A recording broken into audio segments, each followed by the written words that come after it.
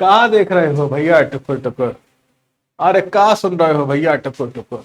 आज सुनने वाला चैप्टर हम तुमको पढ़ा रहे हैं। आज हम पढ़ाएंगे तुमको साउंड नाम का प्यारा सा चैप्टर। पता है साउंड जो है जिंदगी में बहुत सुरीला होता है। पता है साउंड जो है जिंदगी में बहुत प्यारा होता है। पता है साउंड जो है जैसे हम सुन पाते हैं भाई और बहनों। अब ये मत कहिएगा कि साउंड को हम देख पाते हैं। तो ये प्यारा सा चैप्टर इस प्यारे से साउंड को डेडिकेटेड होने वाला है, तो एंजॉय करिएगा इस चैप्टर को, मजा आएगा इस चैप्टर में। छोटा चैप्टर होता है, बहुत छोटा चैप्टर होता है। मतलब अगर हम इसको क्लास में पढ़ा रहे होते हैं हमारे रेडियंट में या रेडियंट 2.0 में, बहुत कम समय में हम इसको खत्म कर देते हैं। और आज भी हम इसको कम समय में ही खत्म करेंगे। छोटा चैप्टर बड़ा धमाल वाला होता है। देखिए भैया, आप सभी का एक बार फिर से स्वागत है ऑल कॉन्सेप्ट कवर्ड नाम की इस प्यारी सी सीरीज में। मैं हूं आकाश श्रवण, आपके लिए लेकर आया हूं गन शॉट वन शॉट, जिसमें साउंड चैप्टर पूरा कवर किया जाएगा, वो भी 30 to 40 मिनट का। छोटा चैप्टर होता है इसलिए 30 से 40 मिनट का टारगेट है। मजा आएगा, दिल से बोल रहा हूं, बहुत मजा आएगा। बहुत मजेदार चैप्टर है। आप बस ध्यान से सुनते चलिएगा, ध्यान से समझते चलिएगा, मजा आएगा। नोट्स कहां मिलेंगे? अरे पिन कमेंट में जाना, एक लिंक लगा होगा, आप उस लिंक पर जाइएगा, आपको वहां नोट्स मिल जाएंगे। ठीक है, बहुत मजेदार सा है, बहुत मजेदार चैप्टर है, इजी चैप्टर है। आप पूरे नोट्स पढ़ लेना, आपका पूरा काम वहां पर हो जाएगा। पूरे नोट्स पढ़ लेना, आपका पूरा काम। बहुत एक बात और, आप लोग अगले साल कक्षा 10वीं में आएंगे तो कक्षा 10वीं में भी इस चैप्टर के कई टॉपिक को दोबारा पढ़ेंगे। कक्षा 10वीं में चैप्टर के कई टॉपिक को दोबारा दोहराएंगे, क्योंकि वहां पर भी इसका थोड़ा सा एडवांस वर्जन वहां पर उपयोग आता है। एक लाइट नाम का चैप्टर जो रिफ्लेक्शन है, अगले साल में रिफ्रैक्शन में कन्वर्ट हो जाएगा। और साउंड जो है उसके कई टॉपिक आपको दोबारा पढ़ने को मिलेंगे। कहां पर? अगले साल। तो भैया शुरू करते हैं आज की क्लास लेके। तो आज हम साउंड के बारे में पढ़ेंगे। आज हम साउंड के बारे में पढ़ेंगे। आज हम साउंड के बारे में पढ़ेंगे। आज हम साउंड के बारे में पढ़ेंगे। चैप्टर बहुत शानदार है, बहुत मजेदार है। तो साउंड होता क्या, याद रखिएगा। साउंड वो होता है जिससे आप सुन सकते हो, देख नहीं सकते। देखने के लिए लाइट की आवश्यकता होती है, सुनने के लिए साउंड की आवश्यकता होती है। सवाल एक छोटा सा है और मुझको पूरा भरोसा है कि बच्चों को इसका आंसर नहीं पता कि इंसान सुनने के लिए शरीर के किस पार्ट का यूज करता है। आंसर दीजिएगा कमेंट में। मैं फिर से कह रहा हूं, इंसान सुनने के लिए शरीर के किस भाग का उपयोग करता है? आंसर दीजिएगा। देखते हैं क्या क्या आंसर आता है। देखते हैं भैया क्या क्या आंसर आता है। देखिए भाइयों और बहनों, आज हम क्या क्या कवर करने वाले हैं। तो आज हम कवर करेंगे कि साउंड का प्रोडक्शन कैसे होता है। पहले तो ये टॉपिक कवर करेंगे, उसके बाद हम कवर करेंगे कि कुछ टर्म्स रिलेटेड वेव मोशन से, कुछ स्पीड ऑफ साउंड के बारे में पढ़ेंगे। ठीक है, स्पीड ऑफ साउंड और स्पीड ऑफ लाइट का तुलना करेंगे। सुनने की क्षमता के बारे में बात करेंगे। कुछ अल्ट्रासाउंड के बारे में, कुछ इंफ्रासाउंड के बारे में पढ़ेंगे। साउंड ही साउंड के बारे में आज की क्लास में पढ़ने वाले हैं। तो कमर की पेटियां बांध लीजिए, क्योंकि भरने वाले हैं हम एक उड़ान। तो शुरू करते हैं आज की क्लास लेके प्रभु का नाम। अब सवाल यह है कि साउंड बनता कैसे, है ना। सवाल इज वन एंड ओनली कि साउंड बनता कैसे। तो answer is one and only कि साउंड के बनने के लिए हमको जरूरत होती है वाइब्रेशन। ठीक है, साउंड के बनने के लिए हमको जरूरत होती है वाइब्रेशन। जैसे हम ताली बजा रहा है, हम प्रोड्यूस कर रहा है वाइब्रेशन। तो यहां पर क्या बन रहा है? साउंड। आपके यहां पर वॉइस बॉक्स लगा होता है, आपके भी लगा है, मेरे भी लगा है, हर एक लगा है। हमारे लंग्स जो होते हैं हवा निकालते हैं। ठीक है, हमारे लंग्स जो होते हैं हवा निकालते हैं, जिससे वहां पर एक मेम्ब्रेन होती है, वो मेम्ब्रेन वाइब्रेट होती है, जिसके कारण साउंड बनता है। ठीक है, जो सिंगर होते हैं, जो मतलब जो कि बहुत अच्छा अच्छा गाना गाते हैं, वो कई सालों की प्रैक्टिस करने के बाद अपनी मेम्ब्रेन के साउंड को मेंटेन कर लेते हैं। वो अपने साउंड को इस तरह से मेंटेन कर लेते हैं कि वो आवाज सुरीली हो जाती है। ये मत बोलिएगा सर आपकी आवाज भी तो सुरीली है, बिल्कुल भी नहीं है, बिल्कुल भी नहीं है। तो उदाहरण के लिए हम बात करते हैं एक ट्यूनिंग फॉर्क नाम की विचित्र सी वस्तु की, जो कुछ ऐसे दिखाई देती है। ठीक है, ट्यूनिंग फॉर्क कुछ ऐसे दिखाई देती है। जब आप किसी ट्यूनिंग फॉर्क को वाइब्रेट करते हो ना भाई साहब, और उसको वाइब्रेट करके टन से मारकर कान की तरफ लाते हो, तो आपको एक साउंड सुनाई देता है। तो इससे क्या पता चलता है कि जब भी कोई ऑब्जेक्ट क्या होता है, ऑसिलेट करता है या वाइब्रेट करता है। ठीक है, वाइब्रेट का मतलब जैसे हम हैं। ठीक है, जैसे हम हैं, हमारी ये मीन पोजीशन है, इसके लेफ्ट जाएंगे, इसके राइट आएंगे, इसके लेफ्ट जाएंगे, इसके राइट आएंगे, ये है वाइब्रेशन। अगर ये वाइब्रेशन अभी में 1 सेकंड में 1 कर रहा था, अभी में 1 सेकंड में 1000 कर रहा होगा, तो बहुत तेज हो जाता। ठीक है, तो कभी भी साउंड को प्रोड्यूस होने में वाइब्रेशन की बहुत आवश्यकता होती है। तो वाइब्रेटिंग सोर्स जो होता है वो प्रोड्यूस करता है साउंड। जहां जहां वाइब्रेशन होगा वहां वहां साउंड प्रोड्यूस होगा। याद रखिएगा, अगर मैं भी बहुत तेज तेज हिलने लगूंगा तो साउंड प्रोड्यूस होगा। हमारा गला भी वाइब्रेट, मतलब इसके अंदर एक लेयर लगी होती है, मतलब एक मेम्ब्रेन होती है जो वाइब्रेट करती है, जिससे साउंड प्रोड्यूस होता है। तो हम बात कर रहे थे प्रोडक्शन ऑफ साउंड के लिए, ठीक है। अब देखिए भाई और बातें हैं। अगर आप चंद्रमा पर रहते होते, अगर आप किसी और ग्रह पर रहते होते, तो मैं बोल रहा हूं, ऐसा लगता तुमको जैसे मैं बोल रहा था ना, तो तुमको सुनाई नहीं आ रहा था, आपको लग रहा कि मैं तो सिर्फ जबान चला रहा हूं। जैसे मैं आपको बताता हूं, अगर आप किसी और प्लेनेट पर रहते हैं तो आपको मेरी आवाज नहीं आती। काहे नहीं आती? क्योंकि साउंड जो होता है वो मैकेनिकल वेव होता है। Sound is a mechanical wave, जिसको एक जगह से दूसरी जगह जाने के लिए मटेरियल मीडियम की आवश्यकता पड़ती है। जिसको एक जगह से आप जब दूसरी जगह ले जाओगे तो उसको प्रोपोगेशन के लिए मटेरियल मीडियम चाहिए। मतलब चाहे हवा ही दे दो, लेकिन उस हवा के थ्रू साउंड ट्रैवल करेगा, ठीक है। अब देखो साउंड को है बिना हवा मतलब वैक्यूम के थ्रू ट्रैवल नहीं कराया जा सकता, ठीक है। अगर आप चाहो कि भाई हवा भी हटा दे और हवा भी हटाने के बाद साउंड सुनाई दे दे, नहीं देगा। साउंड को एक जगह से दूसरी जगह तक ट्रैवल कराने के लिए कम से कम मटेरियल मीडियम एयर तो चाहिए ही। मैं आपको बताता हूं, साउंड वाटर से भी ट्रैवल कर सकता है। एयर में साउंड की स्पीड लगभग 332 बेटा 332 के आसपास हो सकती है, थोड़ी बहुत अप डाउन भी हो सकती है। एयर में द स्पीड ऑफ साउंड में बी 332 मीटर पर सेकेंड, ठीक है, मे बी, ठीक है। इट में भी 332 मीटर पर सेकेंड, ठीक है। वाटर में अराउंड 1450 मीटर पर सेकेंड और किसी सॉलिड में अराउंड 5076 मीटर पर सेकेंड हो सकती है। सबसे फास्टेस्ट चलता है साउंड जो होता है किसी ना किसी सॉलिड मीडियम में, ठीक है। अब देखिए, जब भी किसी मीडियम में से साउंड जाएगा तो उस मीडियम के पास कुछ प्रॉपर्टीज का होना जरूरी है। पहली बात तो मीडियम इलास्टिक होना चाहिए। जब भी साउंड वेव उसमें से जाएगी तो वो डिस्टर्ब करेगी उस मीडियम को, और जब डिस्टर्ब करेगी तो मीडियम डिस्टर्ब होने के बाद अपनी इनिशियल पोजीशन में वापस आ जाए, ठीक है। दूसरा, उस मीडियम के पास इनर्शिया होना चाहिए, ठीक है। इनर्शिया अगर उसके पास होगा तो इसके कारण उसके पास एनर्जी को स्टोर करने की कैपेसिटी आएगी। और बच्चा जो मीडियम है वो फ्रिक्शन लेस होना चाहिए, जिसके कारण एनर्जी का लॉस ना हो और आराम से साउंड एक जगह से दूसरी जगह तक प्रोपेगेट कर पाए। हवा अच्छा तरीका होता है। वैसे टेलीफोन, मोबाइल, इन सब में साउंड वेव को इलेक्ट्रिकल वेव में कन्वर्ट कर लिया जाता है। जब साउंड वेव को इलेक्ट्रिकल वेव में कन्वर्ट कर लिया जाता है, जिसके कारण उनको वायर्स के थ्रू पहुंचाया जाता है, ठीक है। याद रखिएगा, याद रखिएगा इन सभी बातों को कि साउंड वेव को इलेक्ट्रिकल वेव में कन्वर्ट किया जाता है किसी भी इलेक्ट्रॉनिक डिवाइस में, जब आपको साउंड को एक जगह से दूसरी जगह तक ले जाना। अब देखिए, हम एक छोटा सा एक्सपेरिमेंट कर रहे हैं और इस एक्सपेरिमेंट से हमको पता लगाना है कि क्या हमको साउंड सुनाई देगा या नहीं। कल्पना करिए, ये एक ग्लास का बना हुआ जार है। ये मेरी बोतल है, करोड़ों की बोतल है, ठीक है। कल्पना करिए ये ग्लास का बना हुआ एक जार है, थोड़ा बड़ा साइज का ले लेते हैं, ठीक है। इसके अंदर मैंने एक इलेक्ट्रिकल बैल लगा दी, ठीक है। अब देखो, इस जार के अंदर अभी क्या प्रेजेंट है? हवा।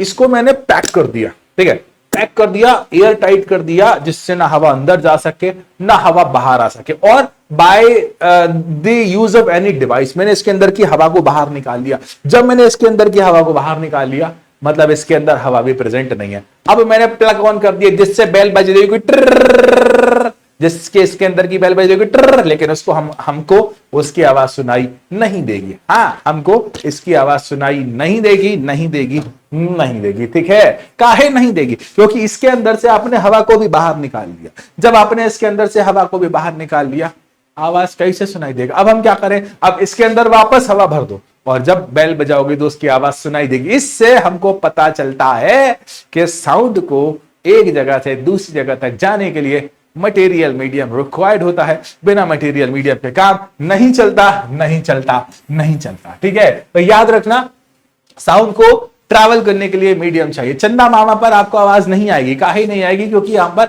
हवा भी प्रेजेंट नहीं, और जब हवा भी प्रेजेंट नहीं है तो तुम कैसे सुनोगे वहां पर आवाज? है, हवा की एब्सेंस में आवाज सुनना बहुत मुश्किल होता है, ठीक है। अब देखिए, ये मैंने सारी की सारी बातें आपको बताई, ठीक है। जब आप हैमर मारोगे उसके बाद आपको आवाज नहीं आएगी, ठीक है। अब देखिए, किसी भी, है ना, याद रखना, किसी भी मीडियम से जिसके थ्रू साउंड जाता है ना, जैसे अगर हम हवा बात करें तो हवा भी हमारे लिए किसी मीडियम की तरह बात करिए। अगर हम सारे के सारे पानी के अंदर होते तो हम पानी के अंदर बैठकर बातें कर रहे थे, हम मछली होते, और अगर हम बातें कर रहे थे तो हमारे बीच मीडियम क्या होता? हमारे बीच मीडियम होता पानी। अगर हम लोहे के अंदर होते, किसी मेटल के अंदर होते और हम बात कर रहे थे, मेटल में बिल्कुल पैक्ड होते और हम एक दूसरे से बात कर रहे थे, तो हमारे बीच मेटल क्या होता, वो हमारे बीच मटेरियल क्या होता, मैटर क्या होता, मेटल होता। तो ऐसा मैटर या फिर सब्सटेंस जिसके थ्रू साउंड ट्रैवल कर सकता है, साउंड ट्रांसमिट कर सकता है, क्या कहलाता है, मीडियम कहलाता है। क्या कहलाता है, मीडियम। बच्चा याद रखना, ठीक है, साउंड के प्रोड्यूस होने के लिए इकलौती बात जिम्मेदार है, और वो बात कुछ और नहीं, वो बात है वाइब्रेशन। तो जब भी कोई ऑब्जेक्ट वाइब्रेट करता है ना, जब भी कोई ऑब्जेक्ट वाइब्रेट करता है तो उसके सराउंडिंग पार्टिकल्स जो होते हैं ना, वो भी क्या करते हैं बच्चे, वाइब्रेट करते हैं। ठीक है, तो जो उसके पार्टिकल्स हैं, सराउंडिंग होते हैं, वो भी क्या करते हैं बच्चा, वाइब्रेट करते हैं। और ये पार्टिकल जो होते हैं ना, वाइब्रेट जो हमारा मीडियम होता है उसके थ्रू हमारे कानों तक पहुंचाते हैं, और हमारे कानों को जब साउंड एनर्जी मिलती है तो हमारे कानों के अंदर एक एयर ड्रम लगा होता है, एक बोन होती है जिसकी सहायता से हम सुन पाते हैं। ठीक है, तो कोई भी पार्टिकल वाइब्रेट कर रहा है, जैसे आप अभी मेरे सामने होते हैं ना, आप अगर अभी मेरे सामने होते तो हमारे बीच हवा प्रेजेंट होती है। अभी मैं माइक लगाया हूं, ये माइक साउंड एनर्जी को इलेक्ट्रिकल एनर्जी में कन्वर्ट कर आप तक पहुंचा रहा है, और आपके फोन का स्पीकर या हेडफोन उस इलेक्ट्रिकल एनर्जी को वापस साउंड एनर्जी में कन्वर्ट कर रहा है। लेकिन अगर आप मेरे सामने होते तो मैं बोल रहा होता, मेरी आवाज आपके कानों तक पहुंचती with the help of air. ठीक है, with the help of air. ठीक है, अब देखिए याद रखना, ये बातें इंपॉर्टेंट है, ये बातें इंपॉर्टेंट है। साउंड वेव है ना, जो पहले तो ट्रांसवर्स वेव्स के बारे में हम बात करते हैं, क्या होता है ना, ऐसी वेव जिनमें पार्टिकल के मीडियम उसकी जो डायरेक्शन ऑफ प्रोपगेशन होती है उसके परपेंडिकुलर ट्रैवल करते हैं। ठीक है, डायरेक्शन ऑफ प्रोपगेशन, मान लीजिए इस डायरेक्शन में साउंड को जाना है और ये ऐसे ऐसे चलता हुआ जा रहा है ना, ये ऐसे ऐसे चलता हुआ जा रहा है, दैट इज है ना ट्रांसवर्स। ठीक है, मान लीजिए ये डायरेक्शन है, इस डायरेक्शन में साउंड को जाना और ऐसे ऐसे ऐसे ऐसे ऐसे ऐसे ऐसे ऐसे ऐसे ऐसे जा रहा है, तो उसे क्या कहा जाता है, ट्रांसवर्स। ठीक है, ट्रांसवर्स में भाई साहब क्या होते हैं, है ना, ये होते हैं, इसमें ट्रफ भी होता है, इसमें क्रस्ट भी होता है, पॉजिटिव साइकिल भी होता है और नेगेटिव साइकिल भी होता है। ठीक है, याद रखिएगा, पॉजिटिव साइकिल और नेगेटिव साइकिल भी होता है, जिन्हें ट्रफ और क्रस्ट के नाम से कहा जाता है। ठीक है, अब देखिए अगर हम प्रोपगेशन की बात करेंगे, साउंड को एक जगह से दूसरी जगह तक भेजने की बात करेंगे, तो इसे कहा जाएगा प्रोपगेशन। ठीक है, अब जब वेव मोशन की बात करेंगे, एक जगह से दूसरी जगह अगर हमको वेव भेजना होगी तो किन किन बातों को हम वेव मोशन के दौरान ध्यान रखेंगे। ठीक है, अब देखो वेव मोशन डिस्टर्बेंस से बनेगा। ठीक है, और ये डिस्टर्बेंस किस में भी होना चाहिए, पहली बात तो वाइब्रेट हुआ पार्टिकल सिस्टम, जो भी आपका साउंड जनरेटिंग सोर्स था वो वाइब्रेट हुआ, उसके बाद जो जिस भी साउंड मीडियम के थ्रू ट्रैवल कर रहा है उस मीडियम के पार्टिकल में डिस्टर्बेंस बना, और इन डिस्टर्बेंस के कारण क्या हुआ, साउंड बना। ठीक है, अब देखो इस डिस्टर्बेंस के कारण साउंड वेव जो होती है ट्रैवल करती है। ठीक है, अब देखो जो मीडियम के पार्टिकल होते हैं, वो मीडियम के पार्टिकल भी क्या होते हैं, वाइब्रेट करते हैं अराउंड देयर मीन पोजीशन। ठीक है, हमारा हवा अगर मीडियम है और हवा के थ्रू अगर साउंड जा रहा है तो उसके पार्टिकल भी वाइब्रेट करेंगे उसकी मीन पोजीशन के अलावा, जिसके कारण एनर्जी का ट्रांसफर होगा। ठीक है, एनर्जी का ट्रांसफर होगा एक जगह से दूसरी जगह तक, और मे भी स्पीड कांस्टेंट हो सकती है। देखो बेटा, स्पीड में भी कांस्टेंट, क्योंकि यहां पर स्पीड टेम्परेचर पर भी डिपेंड करती है, स्पीड डेंसिटी पर डिपेंड करती है, तो उस सर्टेन इस कंडीशन के लिए स्पीड में भी कांस्टेंट, इस बात का ध्यान रखिएगा। ठीक है, आगे बढ़ते हैं, है ना। अब देखिए बच्चा, साउंड वेव जो होती है वो लॉन्गिट्यूडनल वेव होती है। पहले समझना, जैसे मुझे इस डायरेक्शन में जाना, मैं पहले आगे गया फिर पीछे आ गया। ठीक है, मैं पहले आगे गया फिर पीछे आ गया, मैं फिर आगे गया और फिर पीछे आ गया, फिर मैं आगे गया और फिर पीछे आ गया। ठीक है, तो मैं जिस डायरेक्शन में जा रहा हूं उसी डायरेक्शन के पैरेलल वाइब्रेट कर रहा हूं। जैसे ये मेरी मोशन की डायरेक्शन है, मैं पहले आगे गया और फिर पीछे आ गया, मैं फिर आगे गया और मैं पीछे आ गया। तो जब भी हमारे मोशन की डायरेक्शन में मोशन की डायरेक्शन के पैरेलल वाइब्रेट करते हैं तो इस टाइप की जो वेव्स को कहा जाता है लॉन्गिट्यूडनल वेव्स। ठीक है, देखो एक लॉन्गिट्यूडनल वेव ऐसी होती है जिसमें इंडिविजुअल पार्टिकल वाइब्रेट करेगा डायरेक्शन ऑफ प्रोपगेशन के पैरेलल। ठीक है, कैसा, डायरेक्शन ऑफ प्रोपगेशन के पैरेलल। ठीक है, और उसी तरह से साउंड वेव जो होती है सेम मैनर में क्या होती है, प्रोपेगेट करती हैं। ठीक है, अब बेटा देखो इसी कारण से इनको क्या कहा जाता है, लॉन्गिट्यूडनल वेव, है ना, याद रखना लॉन्गिट्यूडनल वेव कहा जाता है। और बच्चा देखो, साउंड वेव जब भी किसी मीडियम से ट्रैवल करती है तो वहां पर कंप्रेशन और रेयरफैक्शन का सिस्टम बनाती है। वहां पर कंप्रेशन और रेयरफैक्शन की फॉर्म में ट्रैवल करती है। कंप्रेशन यहां पर हाई प्रेशर का एरिया बनता है, रेयरफैक्शन यहां पर लो प्रेशर का एरिया बनता है। ठीक है, अब देखो लॉन्गिट्यूडनल वेव की अगर हम बात करें तो वहां पर कंप्रेशन और रेयरफैक्शन होता है। और अगर ट्रांसवर्स वेव्स की बात करते तो टू डू डू डू डू डू डू डू डू है ना, जिस डायरेक्शन में पैरेलल जाना, जिस डायरेक्शन में वेव को प्रोपगेट करना उसके परपेंडिकुलर ट्रैवल करेगी तो इट इज ट्रांसवर्स वेव। और अगर सेम डायरेक्शन में वाइब्रेट करेगी लॉन्गिट्यूडनल वेव।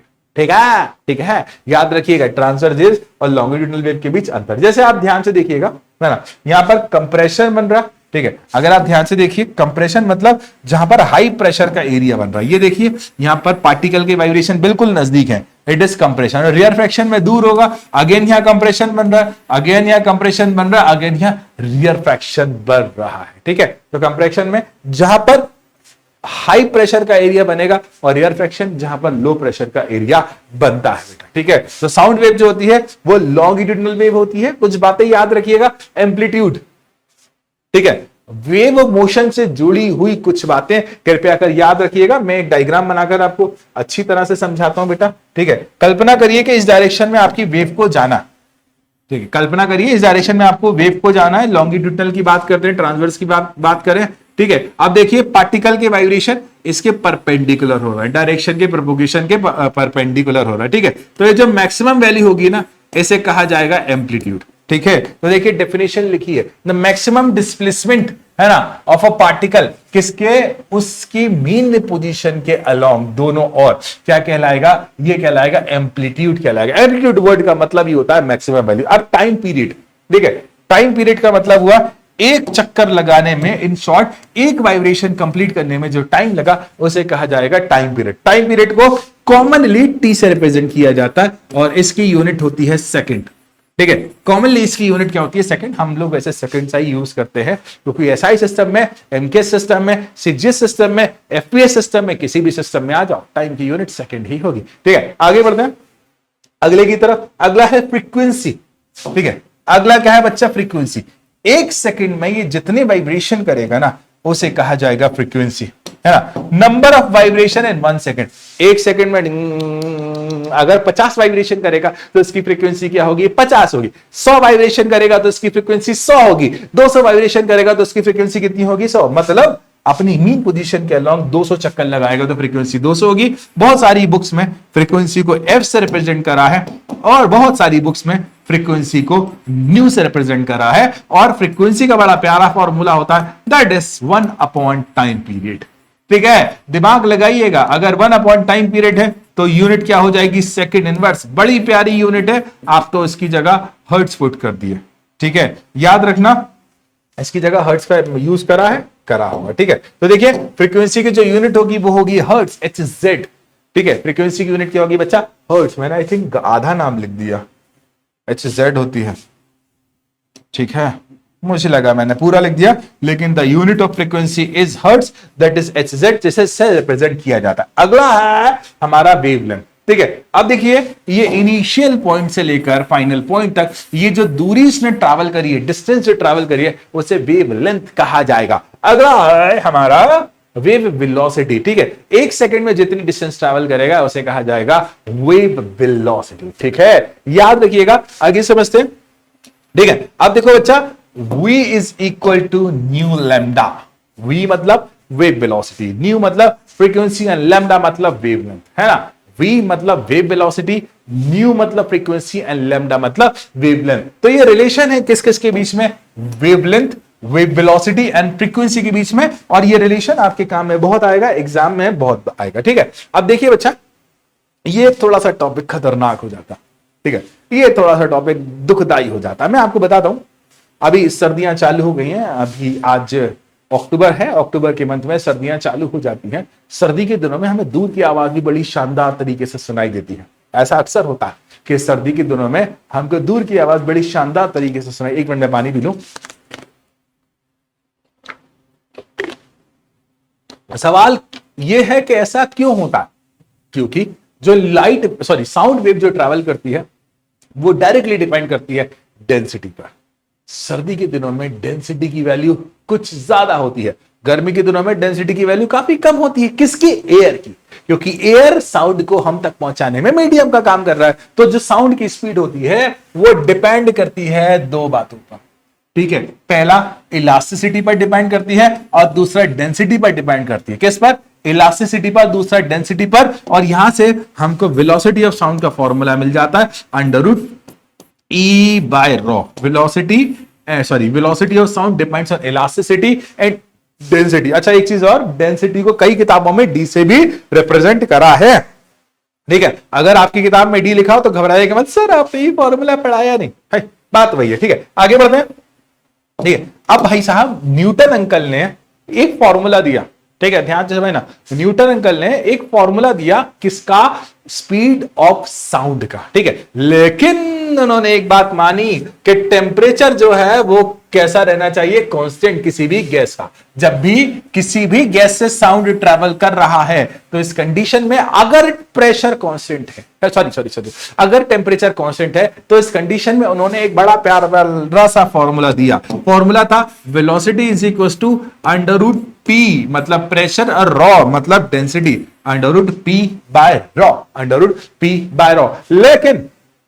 लेकिन एक अंकल थे लाप्लास, उन्होंने कहा कि भाई साहब जब जब टेम्परेचर बदलेगा डेंसिटी भी तो बदलेगी, जब जब टेम्परेचर बदलेगा इस कंडीशन में तुम क्या करोगे, ठीक है, इस कंडीशन में तुम क्या करोगे? तो उन्होंने एक एडियाबैटिक चेंज को साक्षी रखते हुए ये जो फॉर्मूला था ना, इसमें प्रेशर के साथ क्या लगा दिया, यहां पर गामा, जहां पर गामा क्या है? It is the ratio of specific heat at constant pressure and specific heat at constant volume. वैसे इस टॉपिक को हम आने वाले समय में पढ़ेंगे। गामा क्या है? Specific heat of constant pressure and specific heat of constant volume. और इस गामा के जोड़ने से हम एक्यूरेट स्पीड की वैल्यू निकाल पाए, ठीक है, याद रखना। अब देखिए कुछ बातें हमको इस फॉर्मूला से पता चलती है, ठीक है। पहली बात, साउंड का जो स्पीड का जो फॉर्मूला है उस स्पीड को ध्यान से याद रखिएगा। स्पीड ऑफ साउंड जो होती है इनवर्सली प्रोपोर्शनल होती है square root of density. Density बढ़ेगी स्पीड कम होगी, ठीक है, डेंसिटी कम होगी स्पीड ज्यादा होती जाएगी, इनवर्सली प्रोपोर्शनल होती है। दूसरा है ना, जो मैंने क्या डेंसिटी सॉरी है ना, गलत बोल दिया, वेलोसिटी जो होती है डायरेक्टली प्रोपोर्शनल होती है अंडर रूट ऑफ टाइम के, ठीक है, sorry under root of temperature के। अगर टेम्परेचर को आप केल्विन में मेजर कर रहे हो, आप डिग्री सेल्सियस में भी कर सकते हो, कोई ऐसी दिक्कत वाली बात नहीं है, ठीक है। तो velocity inversely proportional to under root of pressure and velocity directly proportional to under root of time, ठीक है। कृपया कर इन दोनों बातों को ध्यान रखिएगा। इन केस है ना, इन केस आप 1 डिग्री सेल्सियस बढ़ाते हो, ठीक है, हर 1 डिग्री बढ़ाने पर स्पीड ऑफ साउंड जो हो जाता है ना वो 0.61 मीटर पर सेकंड बढ़ जाता है, ठीक है। तो velocity is equal to V naught मतलब इनिशियल स्पीड 0 डिग्री सेल्सियस पर, ठीक है। अब हर 1 डिग्री बढ़ाने पर 0.61 इंटू टी बढ़ता जाता है, ठीक है। फॉर्मूला याद रखिएगा, काम आएगा, ठीक है। अब देखिए बच्चा, मैंने अभी कुछ देर पहले कहा था कि गर्मी के दिनों में हमको अलग साउंड सुनाई देता, सर्दी के दिनों में हमको अलग साउंड सुनाई देता। यह साउंड में परिवर्तन किसके कारण होता है? यह साउंड में परिवर्तन सबसे पहले होता है ह्यूमिडिटी के कारण, ठीक है। जैसे जैसे ह्यूमिडिटी बढ़ेगी स्पीड ऑफ साउंड की वैल्यू भी क्या होती जाएगी? बढ़ती जाएगी, ठीक है। स्पीड ऑफ साउंड भी क्या होती जाएगी? बढ़ती जाएगी। अगर आप हवा की डायरेक्शन में बोल रहे हो, ठीक है, मतलब हवा भी मेरे जिस डायरेक्शन में मैं बोल रहा हूं उस डायरेक्शन में बोल रहे हो, तो तब भी आपकी स्पीड ऑफ साउंड बढ़ जाएगी। लेकिन अगर आप अपोजिट बोल रहे हो तो सुनाई देने में दिक्कत होगी। मैं आपको एक एग्जांपल देता हूं, गाड़ी चलाते हैं, अगर आपका कोई मित्र आगे बैठा हुआ है ना और आप बोल रहे हो अरे भैया क्या कर रहे हो, धीरे चला, उसको आवाज नहीं आएगा, क्या बोल रहा है, जबा नहीं आ रहा सुनाई, ठीक है। काहे को कि तुम हवा के अपोजिट बोल रहे हो बेटा।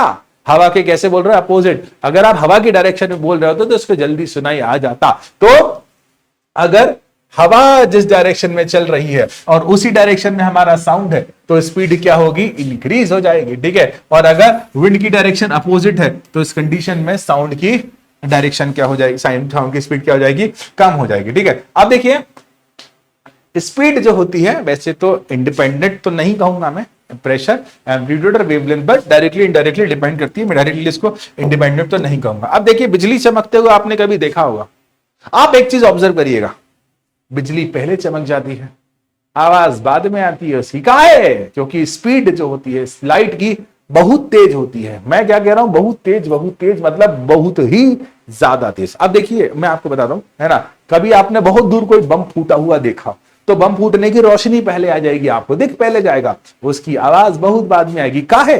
क्योंकि sound travel lesser than sorry the speed of sound is less as compare to speed of light. Speed of light कितनी होती है? एक सेकंड में 3 लाख किलोमीटर। ठीक है, एक सेकंड में कितनी होती है? Around 3 lakh kilometre. और बेचारा साउंड 330 मीटर चल पाता है एक सेकंड में। कितना? 330। बहुत बड़ा अंतर होता है, बहुत बड़ा अंतर होता है, बहुत बड़ा अंतर होता है। अब देखिए साउंड को, है ना, साउंड को एक जगह से दूसरी जगह जाने में अगर सॉलिड मिल जाए तो स्पीड तेज हो जाती है, उससे कम लिक्विड में हो जाती है, और सबसे कम गैसेस में हो जाती है। सॉलिड में लगभग 5076, है ना, उसके बाद लिक्विड में लगभग 1450 मीटर पर सेकंड, और गैसेस में अराउंड 332 मीटर पर सेकंड के आसपास होती है। लेकिन जो लाइट की स्पीड होती है ना, वो जितना ज्यादा डेंसर मीडियम होता जाता है ना, उतनी कम होती जाती है। इस कारण से लाइट की जो स्पीड होती है गैसेस में हाईएस्ट होती है और सॉलिड में कम होती है। लेकिन साउंड में उल्टा होता है। साउंड को एक जगह से दूसरी जगह तक जाने के लिए अब मीडियम की जरूरत पड़ती है। बिना मीडियम के आपको आवाज सुनाई नहीं देगी। उदाहरण के लिए आपका कोई मित्र चंद्रमा से बोल रहा होगा, हेलो मैं चंद्रमा पर हूं, चांद पर है अपुन, तुमको लगेगा ये क्या नाच रहा है, आवाज तो आ नहीं रहा, क्योंकि हमारे और चंद्रमा के बीच में एटमॉस्फेयर नहीं है। ठीक है, थोड़ी लिमिट तक है, लेकिन उस लिमिट के बाद नहीं है, तो हमको वो आवाज नहीं आएगा, हमको वो आवाज नहीं आएगा, नहीं आएगा, नहीं आएगा। ठीक है, और देखिए लाइट तो दिखाई दे देगी, इसको कोई जरूरत नहीं है मीडियम की। ये ट्रैवल कर सकती है वैक्यूम से भी। ठीक है, ये ट्रैवल कर सकती है वैक्यूम से भी, इसको मीडियम की जरूरत नहीं होती। भाई साहब, हम इंसान जो होते हैं ना, बहुत विचित्र होते हैं। मतलब हम इंसानों के सुनने की एक क्षमता है, हमारे सुनने की जो क्षमता होती है वो होती है हेयरिंग फ्रीक्वेंसी, और इसकी वैल्यू 20 हर्ट्ज से 20,000 हर्ट्ज तक होती है। ठीक है, मैं फिर से कह रहा हूं, 20 हर्ट्ज के नीचे का साउंड हम नहीं सुन सकते, 20,000 हर्ट्ज से ऊपर का साउंड हम नहीं सुन सकते। हम इंसान हैं भाई साहब, हम इंसानों के सुनने की एक क्षमता है, और वो सुनने की क्षमता कहलाती है रेंज ऑफ हियरिंग। क्या कहलाती है? Range of hearing. अगर 20 हर्ट्ज से नीचे का साउंड है तो उसको इंफ्रासोनिक साउंड कहा जाएगा। 20,000 हर्ट्ज से ऊपर का साउंड है तो उसको क्या कहा जाएगा बच्चे? उसको अल्ट्रासोनिक साउंड कहा जाएगा। इस बात का वैज्ञानिकों ने बहुत बड़ा उपयोग किया है। अभी मैं आपको बताता हूं कितने अच्छे तरीके से इसका उपयोग किया गया है, कितने शानदार तरीके से इसका उपयोग किया गया है। अब देखिए, अल्ट्रासाउंड जो होता है ना, ये हाई फ्रीक्वेंसी की वेव्स होती हैं। ठीक है, ये क्या होती हैं? हाई फ्रीक्वेंसी की वेव होती हैं। और बच्चा देखो, ये लॉन्ग डिस्टेंस ट्रैवल कर सकती है। ठीक है, लॉन्ग डिस्टेंस ट्रैवल कर सकती हैं अगर कोई ऑब्स्टिकल हो तब भी। ठीक है, ये क्या है? लॉन्ग डिस्टेंस ट्रैवल कर सकती हैं अगर किसी भी प्रकार का कोई ऑब्स्टिकल हो तब भी। अब देखिए, अल्ट्रासाउंड जो होता है, ठीक है, ये फ्रीली ट्रैवल कर सकती है सॉलिड एंड लिक्विड में, गैस में, है ना। इसकी इंटेंसिटी जो थोड़ी सी क्या हो जाती है? रिड्यूस हो जाती है। अब देखो भाई, है ना, इस कारण से अल्ट्रासाउंड का उपयोग किया जाता है बहुत सारी जगह। ठीक है, याद रखना, जो अल्ट्रासाउंड होता है ना, ऑलमोस्ट वो ऑर्डिनरी साउंड के बराबर होता है। ठीक है, लेकिन इसकी जो फ्रीक्वेंसी होती है ना, वो क्या होती है बच्चा? बहुत ज्यादा होती है। वो फ्रीक्वेंसी बहुत ज्यादा होने के कारण इसके पास जो एनर्जी होती है उसका अमाउंट भी काफी ज्यादा होता है, और एनर्जी का अमाउंट बहुत ज्यादा होने के कारण ये सीधी चली जाती है। इनको रोकना, इनको मोड़ना, मतलब रोकना तो जा सकता है, लेकिन इनको मोड़ना बहुत आसान नहीं होता। एनर्जी ज्यादा है भाई, ज्यादा एनर्जी से आ रही है तो इसको आप आसानी से मोड़ नहीं पाओगे। और भैया ये आराम से ऑब्स्टिकल को पार कर जाएंगी, आराम से ऑब्स्टिकल को, छोटे मोटे ऑब्स्टिकल को पार करती हुई जाएंगी। देखिए, अब अल्ट्रासाउंड की इस प्रॉपर्टी का यूज जिंदगी में कई जगह किया जाता है। ठीक है, याद रखना, अल्ट्रासाउंड बहुत सारी जगह यूज किया जाता है। मैं आपको बताता हूं, generally clean parts located in hard to reach, ऐसी जगहों की क्लीनिंग करने के लिए, वो पार्ट्स को साफ सुथरे रखने के लिए जहां पर पहुंचना मुश्किल होता है। इसके अलावा ये क्रैक्स का पता लगाने के काम भी आती है मेटल ब्लॉक्स में। ठीक है, ये क्रैक्स का पता लगाने के काम भी आती है मेटल ब्लॉक्स में। अब देखो, ये हमारे दिल के बहुत सारे पार्ट्स को क्या कर देती है? पार्ट से टकराकर रिफ्लेक्ट हो जाती है।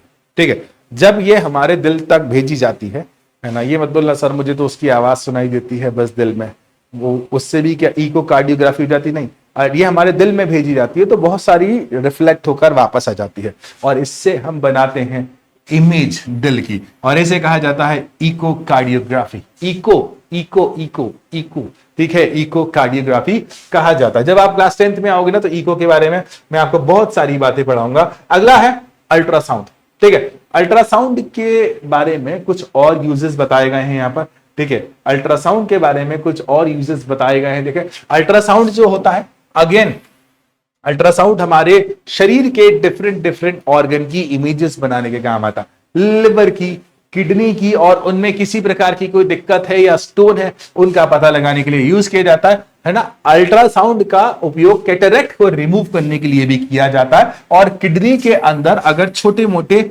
स्टोन से तो उन्हें रिमूव करने के लिए भी किया जाता है, और सोनार में भी इसका यूज किया जाता है। सोनार मतलब साउंड नेविगेशन एंड रेंजिंग में भी इसका यूज किया जाता है। और बेटा इसके अलावा गहराई में, पानी की गहराई में जो भी ऑब्स्टिकल है उनकी दूरी को मेजर करने के लिए भी सोनार का यूज किया जाता है, ठीक है। अब देखो बच्चा, कुछ जानवर होते हैं जैसे डॉल्फिन हो गया, है ना, डॉल्फिन हो गया, बैट जो हो गया, वो इन्हीं वेव्स का यूज करता है ना, इन्हीं वेव्स का यूज करता है। बच्चा याद रखना कौन सी वेव का, अल्ट्रासोनिक वेव का। इंफ्रासोनिक वेव जो होती है वो छोटे मोटे इंसेक्ट, छोटे मोटे जानवर, मतलब छोटे जो जानवर होते हैं वो सुन पाते हैं, डॉग्स भी सुन पाते हैं, ठीक है। Ultrasound wave long distance travel कर सकता है ना, बहुत ज्यादा ऑब्स्टिकल से टकरा, बहुत छोटे मोटे ऑब्स्टिकल से टकरा कर नहीं आता, ठीक है। डॉल्फिन जो होती है आने वाले रास्ते में कोई ऑब्स्टिकल ना हो तो उसका पता लगाने के लिए एक साउंड निकालती है। वो साउंड रिफ्लेक्ट होकर अगर वापस आता है तो उसके माइंड में एक कैलकुलेशन करने की, स्पीड कैलकुलेशन करने की एबिलिटी बहुत ज्यादा होती है,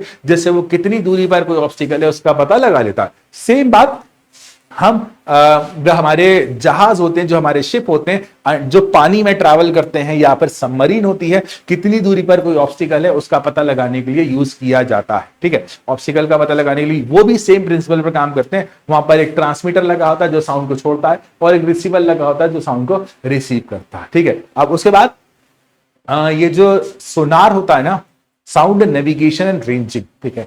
सोनार जो होता है ना और रडार जो होता है, उन सब में भी इन्हीं प्रिंसिपल का यूज किया जाता है कि हमारे एरिया में कोई अनवांटेड चीज तो है नहीं, उन सब का पता लगाने के लिए यूज किया जाता है। इजी सा चैप्टर था, छोटा सा चैप्टर था, ये बहुत प्यारा चैप्टर है, क्लास में भी बहुत जल्दी हो जाता है, और आज भी आई थिंक 30 मिनट्स में हो गया होगा, ठीक है, क्योंकि ये समरी है। आप रेडियंट में मिलोगे ना तो रेडियंट में या फिर रेडियंट 2.0 में जो क्लास 9 आईसीएसई के प्यारे बच्चों का बैच है, वहां पर इस चैप्टर को और ज्यादा फुल डिटेल में कराया जाएगा। वैसे ये भी बहुत ज्यादा काफी है, थ्योरेटिकल पार्ट इसमें ज्यादा कवर होता है। एक बात और मुझे याद आ रही है, इको मैं बता देता हूं, ठीक है, इको मैं बता देता हूं, इको मुझे याद आ रहा है तो मैं बता देता हूं इको क्या होता है। पहली बात, साउंड का किसी भी सरफेस से रिफ्लेक्ट होकर वापस आना क्या कहलाता है, इको।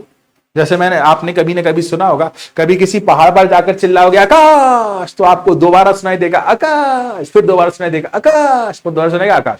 ये होता है इको। इको के लिए दो शर्तें हैं, ठीक है। साउंड बार बार सुनाई देता है मतलब रिफ्लेक्शन ऑफ साउंड होता है। पहली शर्त, वो जो दूसरा साउंड आ रहा है ना वो 0.1 सेकंड के, है ना, बाद आना चाहिए, ठीक है। मतलब हमारा जो साउंड, कान जो होता है ना, वो 0.1 सेकंड के पहले के साउंड में कोई डिफरेंस नहीं निकाल पाता। और दूसरा, जो ऑब्स्टिकल है जिससे साउंड ट्रैवल कर कर आ रहा है वो कम से कम 17 मीटर की दूरी पर हो, जिसे कहा जाता है इको। तो दो कंडीशन है, पहला ऑब्स्टिकल 17 मीटर की दूरी पर है, दूसरा कितनी समय में आना चाहिए साउंड, लगभग 0.1 सेकंड के बाद आना चाहिए, तभी आपको ये इको सुनाई देगा। और अगर इको बार बार हो, और इको बार बार हो और खतरनाक साउंड बन जाए तो उसको रिवर्बरेशन कहते हैं, जैसे बारिश के समय में बादलों का गरजना, ठीक है, वो भी इको का एक बड़ा रूप है। तो इसी के साथ ये चैप्टर यहीं समाप्त होता है। मिलेंगे अपन दोबारा अगले चैप्टर, अगली उम्मीदें, अगली बातें एंड अगली उमंगों के साथ। Bye bye and bye bye प्यारे बच्चों।